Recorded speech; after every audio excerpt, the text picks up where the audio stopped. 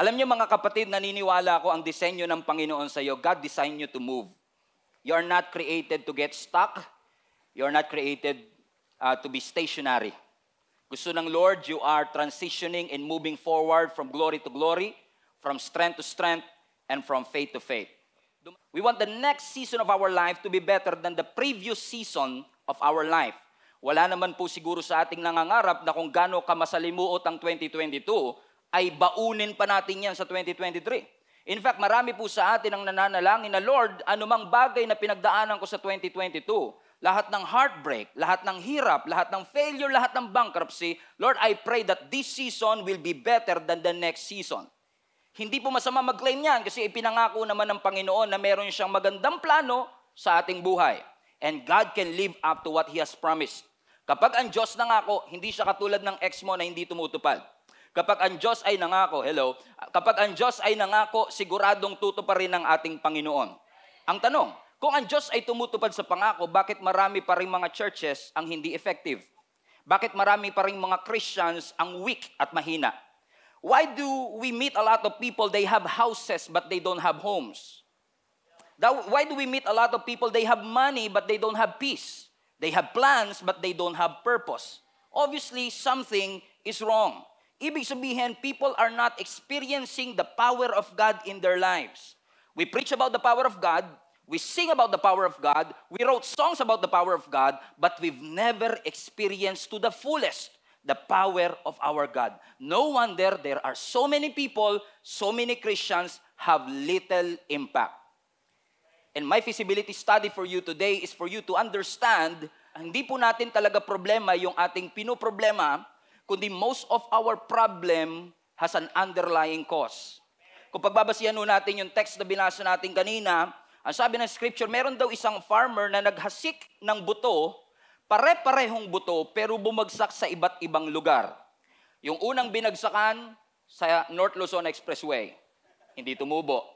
Yung pangalawang binagsakan sa Thorny o sa Mabato sa Batuhan, hindi tumubo. Ang next na pinuntahan ay dun sa Thorny o Matinik, hindi rin tumubo. Pero yung buto na napunta sa good soil, yun ang namunga 100-fold, 60-fold, 30-fold. Mas marami sa kanyang unang inihasik. Ano ang reason kung bakit hindi tumubo dun sa tatlong lugar? Dahil ba sa buto? There's nothing wrong with the seed. Ang problema, sa soil. Sa lugar na pinagbagsakan ng seed. Kung titignan niyo uli ang verse, ang sabi doon, because there's no depth in their roots. Ibig sabihin, yung buto, gusto niya namang tumubo, gusto niya namang lumabas, pero wala siyang makapitang soil. At dahil hindi makapenetrate yung ugat, hindi lumago yung halaman. Alam niyo mga kapatid, this is a good illustration of many problems that we encounter in our life. Napansin ko mga kapatid that we are so focused on the fruit, and we never gave attention to the root. Let me repeat.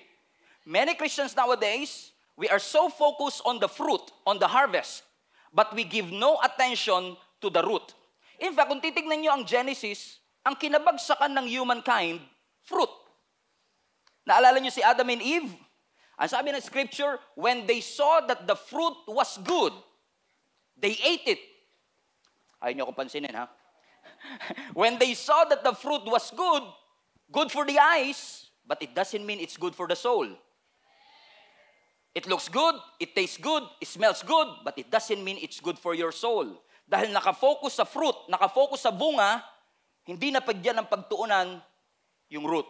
This is a picture of many problems that we encounter nowadays. Most of your problem is not a fruit problem, it's actually a root problem. Because if the root is compromised, the fruit will be jeopardized. Let me repeat. If the root is compromised, the fruit will be jeopardized. Kung titignan nyo naman ang Bible, mga kapatid, dalawa lang naman po ang pagpipilian ng tao kung saan niya gustong kumampi. Ang sabi ng scripture, saan nyo ba gusto? Sa blessed life o sa cursed life? Sa abundance or sa barrenness? Sa sin or sa righteousness? May advantage kapag pinili mo ang tama, may disadvantage kapag pinili mo ang mali. Ang sabi ng scripture sa Proverbs chapter 12 verse 3, sin cannot offer security. Ibig sabihin, kung pipiliin mo yung maling side, walang security kapag pinili mo ang mali. Amen. Thank you. Amen, Pastor. Preach it. Hallelujah. Amen. Sin cannot offer security, but if you live right, you will be secure as a tree with deep roots. Meaning, kung may mali sa bunga, check the roots. I-check mo ang ugat, kapatid. What am I saying? Kung may mali sa mga buhay natin, hindi ko sinasabing laging ganito ang sitwasyon. This is maybe not an absolute truth. But if there's something wrong with your life, imbis na maghanap tayo ng masisisi, let us check the root. I-check mo yung values mo, work ethics mo, behavior mo, habits mo, convictions mo, because those are root systems of your life. Kasi kahit na gaano kataas ang pangarap natin, kung may mali sa values natin, walang mangyayari. Let me rephrase. Kahit na gaano kataas ang gusto mong marating, your attitude will determine your altitude. Yung skyscraper is an illustration of what really God wants for your life to be. Kahit anong floor na ho ang meron ka sa buhay mo, there's always another level for your life.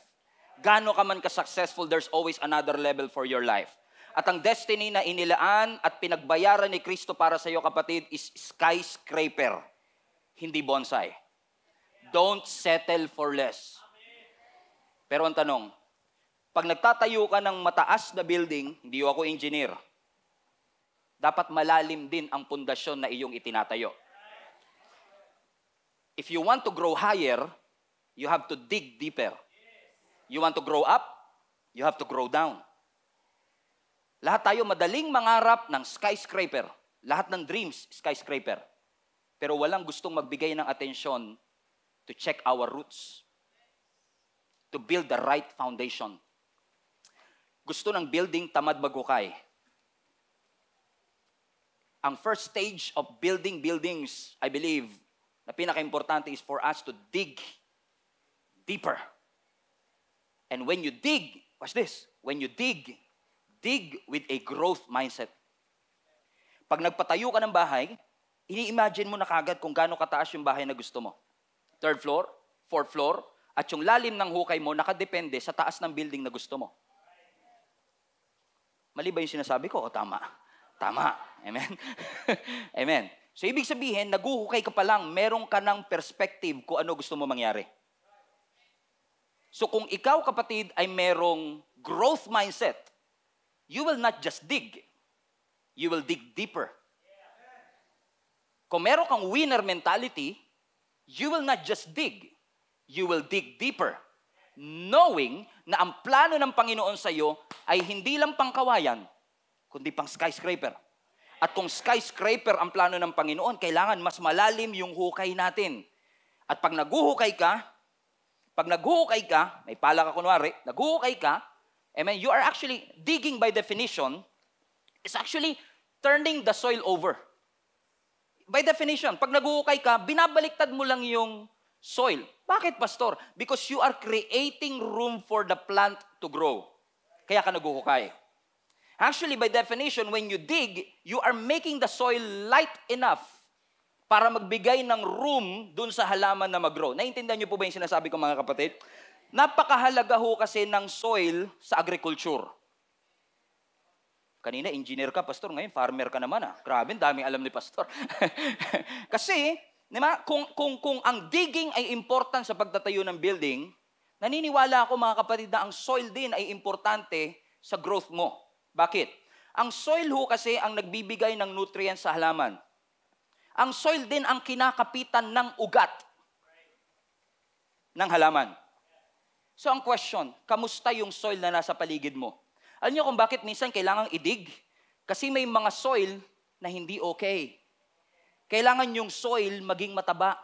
Kaya nga mga kapatid, minsan nagtataka ka, determined ka naman, masipag ka naman, but because you are surrounded with bad company, you're not growing.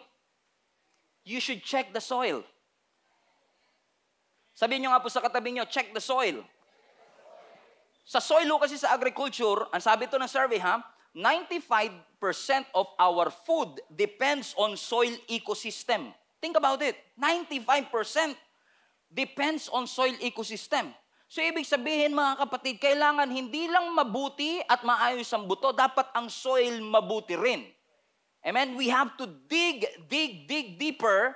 We have to check the soil kasi yung seed na nilagay ng Lord sa'yo, yung skills na binigay ng Lord sa'yo, yung talent na ipinagkaloob ng Lord sa'yo, yung gift, anointing na binigay ng Lord sa'yo, may potential. Huwag mong hayaang kainin ng maling friends. Sama niyo na rin yung kumpanya. I was supposed to. Amen? Ang iyong skills and talent, you will not grow on the wrong soil. Do you understand, mga kapatid? Dig. May potential ka. So let's just continue to cast that seed. Alam niyo, mga kapatid, what you are doing right now, listening to the Word of God, is beneficial for your eternity and for your soul. Because you are allowing the Word of God, yung seed ng Word of God, na mag-plant sa iyong puso. Ang tanong, yung soil ba is good? Ang puso ba natin ay humble and open, teachable, to receive what God has for us? Sabi ng text na binasa na po natin sa Matthew 13 verse 3, listen, a farmer went out to plant some seed. Verse 4, as he scattered them, everybody say scattered. Scatter. Ang scatter ho kasi is, sa unang panahon, sabi po ng mga nabasa ko mga kapatid is that, nung unang panahon, when farmers are sowing, they usually use their hands. No? Yung buto, ini-scatter nila gamit yung kanilang kamay. So ganun yung nangyari sa Matthew 13. May isang farmer na naghasik ng buto, iba-iba ang kanyang binagsakan because you are literally casting the seed. In fact, ang Old English term dito ay broadcast. Ano sa TV and media, we call it broadcast because you are actually casting it on a broader place. Just like what we're doing right now. We are streaming this service live online nanggaling sa isang lokasyon, but the seed ay nakakast sa iba't ibang panig ng mundo. So sometimes walang problema sa seed.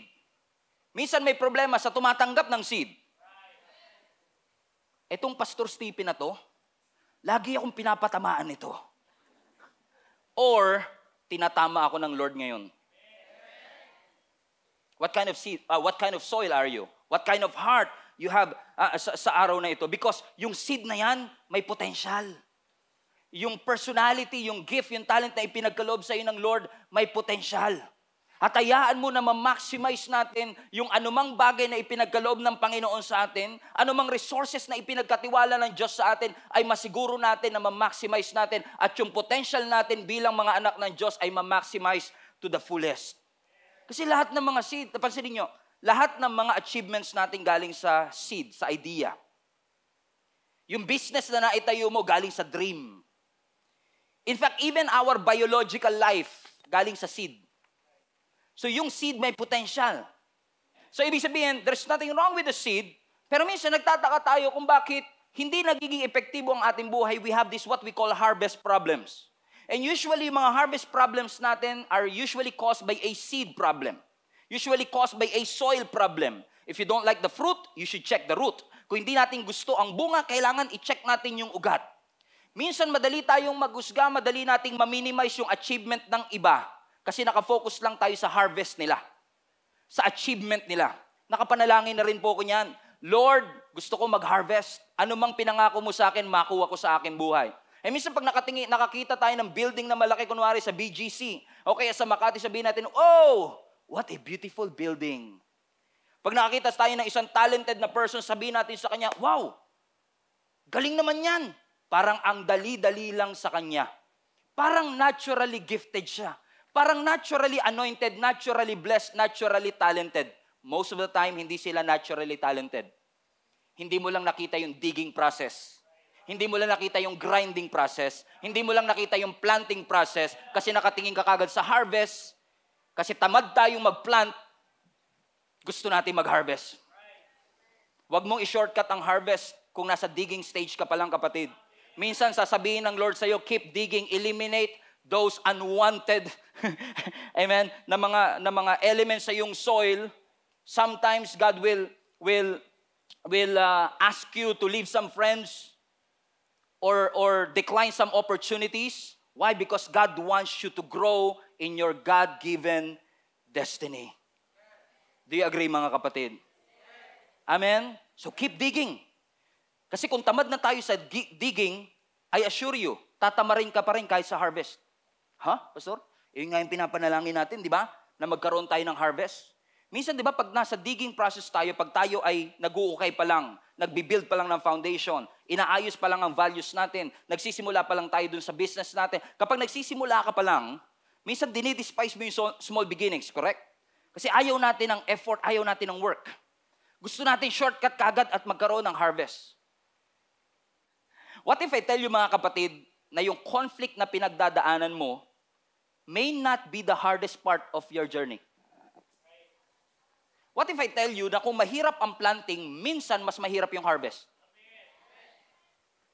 Think about it. Di ba tayo may idea tayo na kapag harvest, lahat ng tinanim ko noon, aanihin ko na ngayon. Kaya maraming tao at mga nagtatrabaho ngayon, Pastor, ang pangarap ko makapag-retire as early as possible. Ano ang unang pumapasok sa isip nyo kapag retirement? Nasa dagat kayo, may mango juice, tsaka may mango juice na may payong. Correct? Yun yung idea natin ng retirement. Yung araw-araw nakahiga ka lang, sinusubuan ka ng grapes, pinapaypayan ka. Yun yung idea natin ng retirement. Kaya excited na excited ka sa harvest. Kaya ikaw grinding. You're killing yourself to death. Hindi ka nagpapahinga because ang iyong pinaghahandaan is yung harvest time. Correct? But what if I tell you na minsan mas mahirap pa yung harvest kaysa sa planting? Imagine mo kung nagtanim ka ng mais. Buong farm, 1 hektaryang mais. Pinag-pray mo, Lord, i-bless mo naman para umani. Umani ka. Ang daming mais. Harvest na. Pahinga na tayo. No. Hindi aanihin ng mais yung sarili niya. Kailangan may pumunta ng isa-isa dun sa mais para i-harvest siya. So harvest means work. Kaya marami sa atin ang nafo-frustrate kasi nag-pray ka ng promotion, binigay ng Lord yung promotion, ang inisip mo sa promotion, relaxation. Harvest na promote ako. Sabi ng Lord, okay, gusto mo ng harvest, promotion, here you go, promotion. After 2 years, tinestify mo pa yung promotion. After 3 years, Lord, ano ba naman tong trabahong to na binigay mo? Sabi ng Lord, di ba gusto mo ng harvest? Gusto mo ng promotion? Oo nga po, Lord. Bakit? Akala kasi natin yung promotion, relaxation. Promotion means more work. The company is paying you to absorb stress. Amen. Nung nagka-business ka, Lord, harvest. After 1 year, magkakaroon kami ng iba't ibang branch sa iba't ibang dako ng Pilipinas para makapagpahinga na ako. And guess what? Nung nalagay na yung 7 branches, hindi ka na makatulog, wala ka ng time sa family mo. Sabi mo, Lord, ba't ganito? Pinag-pray ko harvest. Sabi ng Lord, harvest nga eh. Yun nga lang, may mali tayong conception that harvest means relaxation. But harvest doesn't mean relaxation. Harvest means work. You have to work out and claim, possess the possession that God has entrusted into your life. Now you understand kung bakit 1 year ago, tuwang-tuwa ka sa blessing, right now, you are complaining the same blessing na ipinagpasalamat mo, at ang tanong mo ngayon, what happened to my miracle? Because of the wrong perspective. But we thank the Lord. Kung pinopromote ka ng Panginoon, kung i-expand ng Lord ang territory mo, ini-enable ka rin ng Panginoon para mapagtugumpayan ang iba't ibang mga challenges sa level that you are in right now. May concept kasi tayo, kapag blessed ang isang simbahan, walang problema ang isang simbahan. Hello?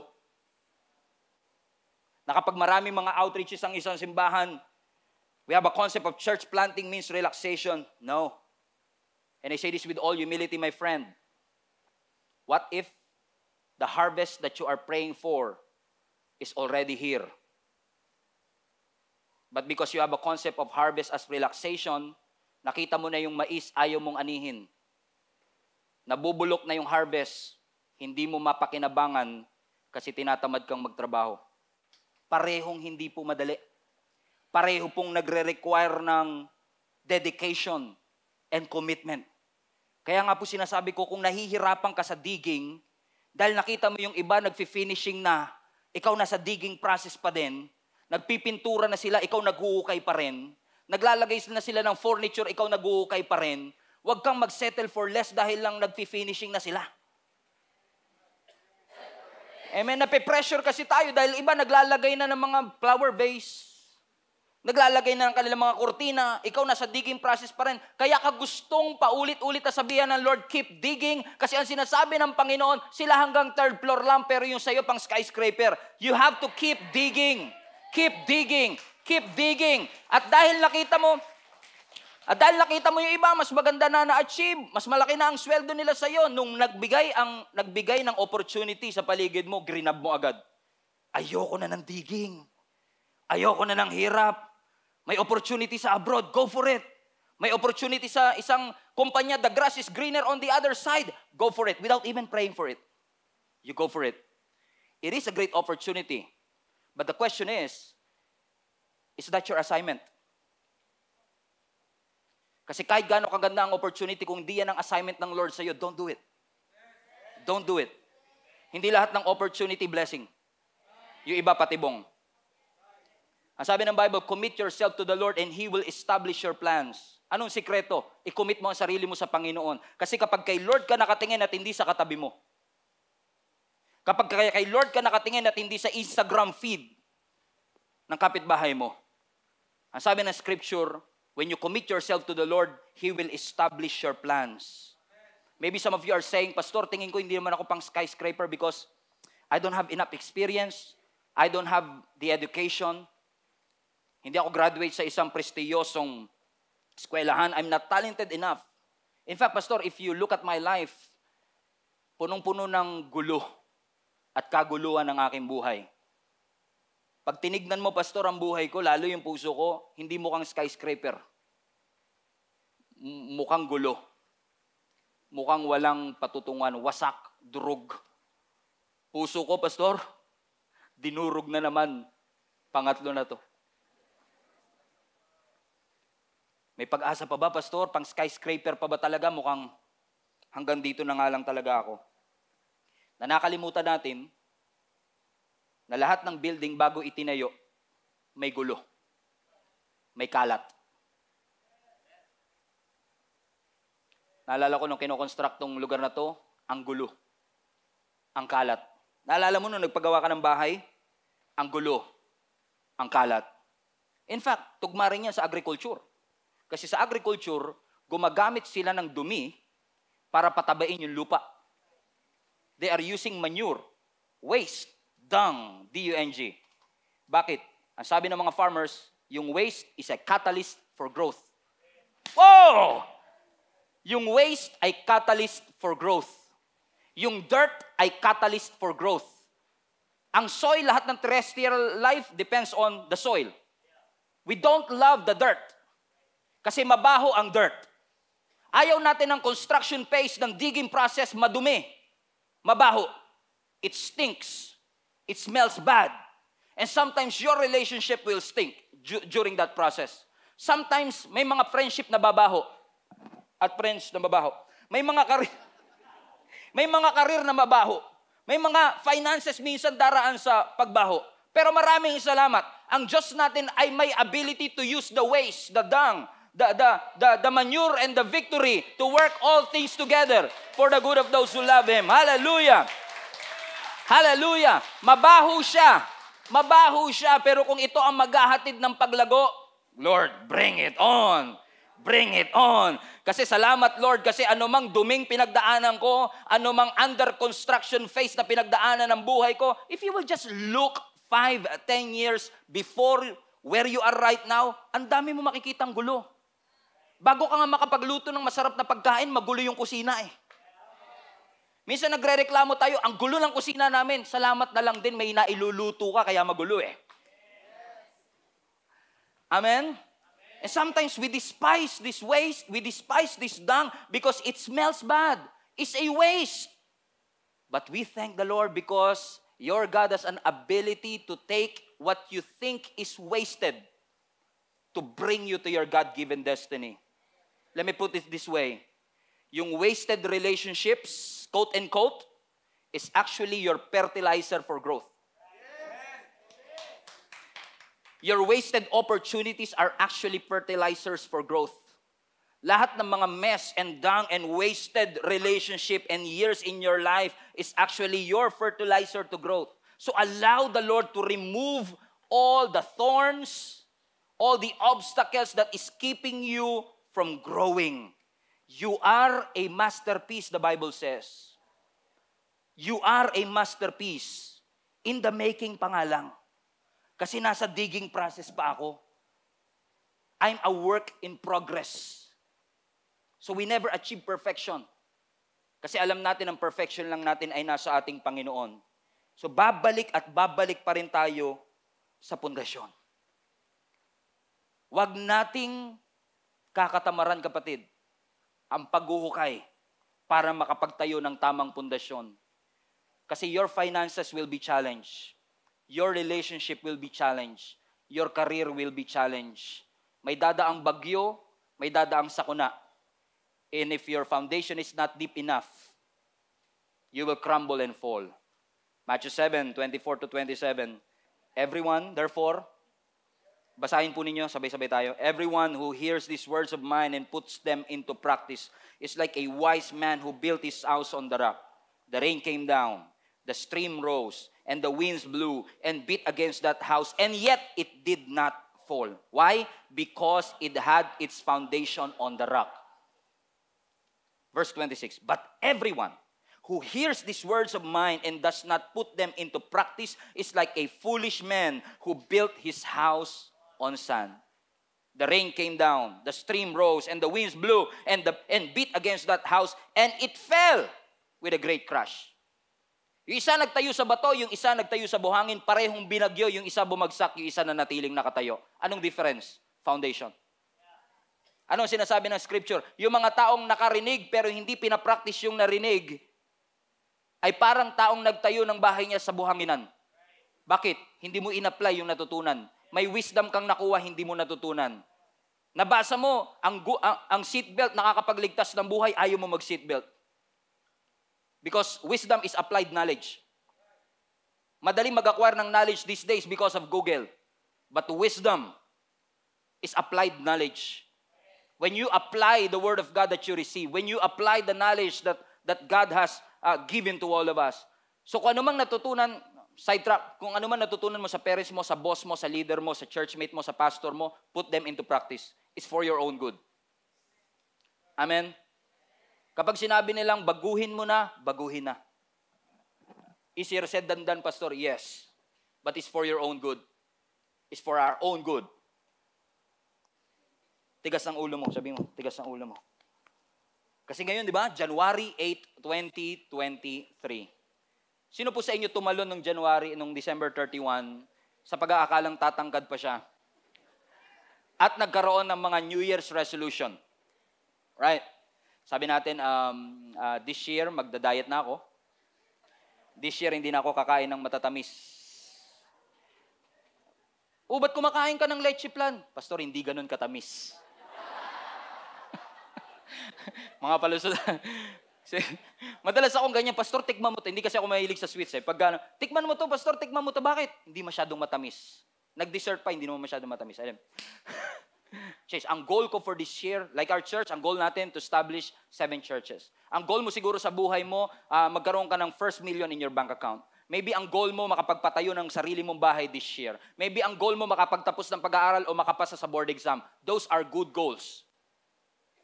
Unfortunately, madaling baguhin ang goals. Mahirap baguhin ang habits. Let me repeat. Madaling baguhin ang goals. Mahirap baguhin ang habits. Kahit magbago tayo na magbago ng goals, kung hindi tayo magbabago ng habits, hindi natin ma-fulfill at magagawa yung ating mga goals. Bakit? May pattern na kailangang wasakin para tayo ay lumago doon sa destiny na pinapagawa at pinapapuntahan ng Panginoon sa atin. I don't know who is this for, pero yung 47 ex-girlfriend mo, it's not a mistake. It's a cycle. There is a pattern. Yung lumipat ka sa 14 companies in 2 years. Naka 14 companies ka na eh. Walang kwenta yung mga employer na yan. Sarili lang nila iniisip nila. It's not a mistake. Obviously, something is wrong. And you cannot grow if you are not free. You have to be free from that cycle, my friend. Gusto mong tumayog at tumaas, you have to be free from that cycle. I'm preaching to myself too. Gusto mong lumaya. Gusto mong lumago. Kailangan ma-free ka sa mga cycle na yan. And minsan, kapag hindi natin na-achieve ang mga plano ng Lord, hinuhusgahan natin ang ating sarili. I'm not talented enough. I'm not gifted enough. I'm not educated enough. But most of us, mga kapatid, hindi natin na-achieve yung mga dapat nating ma-achieve. Hindi dahil hindi ka talented. Hindi dahil hindi ka anointed, kundi ikaw ay trapped sa isang vicious and unproductive cycle na kailangan kang palayain ng ating Panginoon. We all need to be free from that cycle. Cycle of procrastination, kaya hindi tayo makapagdig. Vicious and unproductive cycle. We keep on feeding it. Sabi mo, magbago ka na, Stephen. I want to change. We all want to change. And if we really want na yung skyscraper destiny ay maranasan natin, Lord, enable us to change. Kasi naniniwala ako mga kapatid, ang true change, ang tunay na pagbabago, effortless. Kasi it is the grace of God that will enable you to change. Madalas tayo mag-preach sa ibang tao, magbago ka na, pero pagdating sa ating sarili, ako yan. Biruin mo, araw-araw ka nagpipreach, magbago na kayo. Pero ako mismo, pag pinipreach ko to sa akin sarili, mahirap din. I'm just being true to you. Tao din po ako, hindi naman tayo robot eh. Mahirap din talaga. Parang, pag nagliligawan pa lang kayo, sabi ng isa, yee, huwag kang magbabago ha. Huwag kang magbabago ha. Nung naging kayo na, magbago ka naman. Diba? After 3 years, naghiwalay. Oh, ba't naghiwalay kayo? Nagbago na siya, pastor. Ang gulo, sakit sa ulo, sakit sa bangs. Bakit?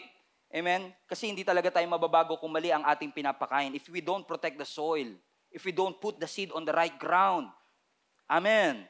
Whatever you feed, it will grow. Kung ego ang lagi nating pinifeed, yun yung lumalago. If negative thoughts, yun ang lumalago. Kung doubt, yun ang lalago. Kung mediocrity, yun ang lalago. Kung fear, yun ang laging lalago. If you keep on digging on your history and not focus on your destiny, you will always settle for less. You will never achieve the God-given destiny that God has for you. Keep digging. Kung sinasabi ng Lord, magdig lang tayo. Kasi para tayo yung building na itinatayo ng Panginoon na may magandang plano siya sa ating buhay. And you have to work it out, my friend. You have to work it out, my friend. Work it out. Work it out. Amen. Work it out. Sino sa inyo nangangarap na makapagpatayo ng sarili niyong bahay one day? Okay. Kahit magpa-deliver tayo dito ng semento, ng buhangin, lagyan natin ng tubig, hollow blocks, pala, construction materials. Sabay-sabay nating tignan for 10 years. Magiging building ba siya? Hindi. Hindi yan magiging building pag tinignan mo lang. Evolution, pastor. Evolution. No. You have to work it out. The same thing with our destiny. Maganda ang plano ng Panginoon sa atin, skyscraper, but you have to start working it out. Verse 9, 1 Corinthians 3, I will close with this. For we are both God's workers. You are God's field. You are God's building. Because of God's grace to me, I have laid the foundation like an expert builder. Now others are building on it. But whoever is building on this foundation must be careful. Why? For no one can lay any foundation other than the one we already have. Sino? Jesus Christ. Sabihan nyo na ako ng corny. Sabihan nyo na ako ng cheesy. Pero let me tell you this, global family. You have to go back to the basics. Huwag mong katamaran ng basics, kapatid. Sabihan mo na akong corny, dig deeper in God. Cheesy. Why? Because basics, essentials, napakahalaga nito para ma-achieve natin. Yung devotional time natin with the Lord, yung attending natin ng Sunday service every Sunday, reading the Word of God, praying to the Lord, worshiping His name, those are essential things that you have to watch out. To be rooted, maging malalim yung ugat natin so that we will fulfill our God-given destiny. Go back to basic. Kasi, if there's something wrong with us, let's say for example, lumapit ka sa isang doktor. Sabi mo, Dok, may problema po ako eh. Hindi po ako kumakain, hindi po ako natutulog, hindi po ako nag-e-exercise, ang sama po ng pakiramdam ko. Ano po kayang dapat kong gawin? What do you think ang i-advise ng doktor sa kanya? Pastor, Dok, ba't ganun? Ang sama ng pakiramdam ko. Hindi ako natutulog, hindi ako kumakain, hindi ako nag-e-exercise. Ano kaya sasuggest ng doktor sa kanya? Hindi ako doktor, no? Pero I think, ang sasabihin ng doktor siguro, siguro, try mo munang umuwi. Matulog ka, kumain ka, mag-exercise ka, and if symptoms persist, go back to me. Correct? Ano yung sinasabi ng doktor? Go back to basics first. Baka mamaya, Pastor, Dok, hindi ako makatulog. Cancer ba to, Dok? Mahirap mag-assume at mag-conclude agad based on this because you have to go back to the basics first. You have to go deeper in the Lord because your potentials are paralyzed because you are trapped in that cycle. Go back to basic. Pray to the Lord. Maglaan ng panahon every morning to talk to your God. Maglaan ng panahon to read some books. Read the Word of God. Bumalik ka sa nakagawian mo. Masyado ka ng busy, hindi ka na nga nakakapagbasa ng libro katulad dati. Paggising mo ngayon, diretso ka na kagad sa shower. Dati, nakakapagmuni-muni ka pa. 10 minutes. Let's go back to that basics. Balikan natin. Kasi naniniwala ako mga kapatid, na kung pagtsatsagaan natin at pagkakatiwalaan natin ang Panginoon sa planting, sowing, and digging season of our life, siya ang bahala. Healthy things will always grow. Take care of the root, and you will grow. At kung dumating yung pagkakataon na ibigay sa atin ng Lord ang harvest, claim it and receive it. And say, Lord, enable me for me to be able to accomplish what you have purposed para dito sa bagong season, sa bagong lugar na pinaglagyan mo sa akin. Huwag tayong masyadong excited lang sa victory, ayaw natin ng battle. Masyado tayong excited sa conquering, ayaw natin ng conflict. Sometimes victory includes conflict. Sometimes victory includes battle. And if it means na kailangan ko magdig at magdig ng magdig hanggang ma-reach ko yung fullness of my potential, Lord, I will trust you. I will trust you. Magtitiwala ako sa iyo, Panginoon, because I know that the better the foundation, the longer that it will last. Magtatagal ako kapag tama ang aking pundasyon. Hindi ko man makita yung wow sa now. Pero magtitiwala ako, Panginoon, na yung prosesong gusto mong pagdaanan ko. Huwag ka masyado excited sa platform na ayaw mong dumaan sa process. Dahil feeling mo napag-iiwanan ka na and you are losing opportunity. No, you are growing your roots. Be patient. You are growing your roots. Be patient. Trust the Lord. Don't rush. Be patient. Trust Him. Trust His Word. Be patient. You want it right now or you want it right? Your choice. Keep on digging. As long as sinasabi ng Lord na magdidig lang tayo at mag-uukay tayo, Lord, we will trust you. We will keep on digging. Mas malalim para sa mas mataas na pagtawag mo sa aking buhay. I don't know who is this for, but I can sense that some people here in person and those who are, maybe somebody who is joining us online, alam mong may mataas na pagtawag ang Panginoon sa iyo, but you are afraid to take that step out of your boat, out of your comfort zone. Kasi you are underestimating what you can do and what God has gifted you to do. But today, I believe God is talking to you. He's telling you, get out of your comfort zone. You can do more than that. Be who God wants you to be. And trust that whatever it is that God has designed and purposed for your life shall be accomplished. Keep on digging. Keep on digging. Roll up our sleeves And keep on digging. Keep on praying. Kahit hindi ko pa maramdaman ng sagot. Keep on reading. Keep on listening. Keep on forgiving. Keep on desiring to grow and mature. And I assure you, maririnig ng Panginoon ang ating panalangin. And He will bring you to your skyscraper destiny. Father, we thank you. Let's bow our heads.